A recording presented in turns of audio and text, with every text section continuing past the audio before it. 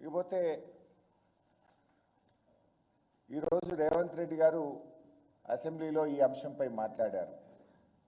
నేను విషయాల్లోకి వెళ్లే ముందు రేవంత్ రెడ్డి గారు ఎంత పచ్చి అబద్ధాలు మాట్లాడతాడు, ఎంత గోబల్స్ ప్రచారం చేస్తాడు అనడానికి ఒక ఉదాహరణ చూపించి నేను ముందుకు వెళ్తాను. రేవంత్ రెడ్డి గారు ఏం మాట్లాడినరో ముందు మీకు అసెంబ్లీలో చూపిస్తాను.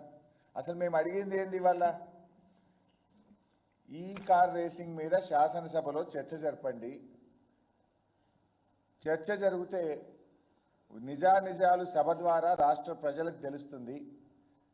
ఒకవేళ తప్పు చేస్తే మీరు వివరించండి. అది తప్పు చేయలేదు, రాష్ట్ర ప్రయోజనాల కోసం మేము చేసిన పని అని మేము వివరిస్తాం. అన్ని విషయాలు ప్రజలకు తెలవాలి, సభలో చర్చించాలని బీఆర్ఎస్ పార్టీ మొన్న స్పీకర్ గారిని కలిసి చర్చకు అవకాశం ఇవ్వమని అడిగాం. ఈరోజు కూడా శాసనసభలో అడిగాం. మరి మేము మాట్లాడతామంటే రేవంత్ రెడ్డికి అంత భయం ఎందుకు?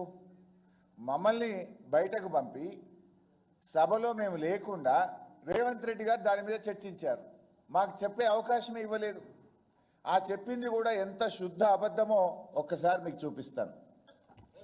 ఖాతాలో ఉండాల్సిన కోట్ల రూపాయలు లండన్ లో ఏదో కంపెనీకి మార్చి ఆ లండన్ కంపెనీ వెనకాల నీకేం లాలుచుందో చెప్పకుండా ముందు ట్రైపార్టీ అగ్రిమెంట్ ఉన్నదాన్ని బైపార్టీ అగ్రిమెంట్ చేసి బైపార్టీ అగ్రిమెంట్ల ఎన్నికల నిబంధనలను ఉల్లంఘించి రాష్ట్ర ప్రభుత్వ విధి విధానాలను ఉల్లంఘించి అన్ని రకాలుగా కోట్ల రూపాయలు అధ్యక్ష 55 కోట్లు అంటుండు అధ్యక్ష. వీళ్ళు చేసుకున్నది 600 కోట్లు ఎన్నికే 55 కోట్లు ఇవ్వగానే నేను పట్టుకున్నా అధ్యక్ష. 55 కోట్లు ఇవ్వగానే నేను పట్టుకున్నా కాబట్టి 500 కోట్లు మిగిలిపోయినాయి అధ్యక్ష. లేకపోతే నేను ఆయన వచ్చింది కదా చెప్పిన కదా అధ్యక్ష, జర్ర ఊ అని అయిపోతుందని. నేను జర్ర ఊ అంటే 600 పోతుండే అధ్యక్ష.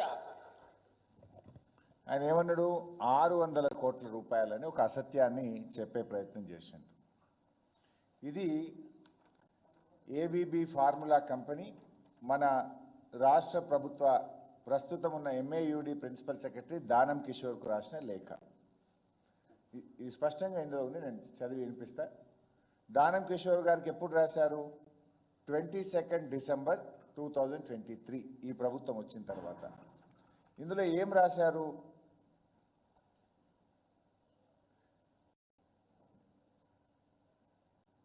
is in material breach of our agreement due to failure to pay a significant amount of the fees.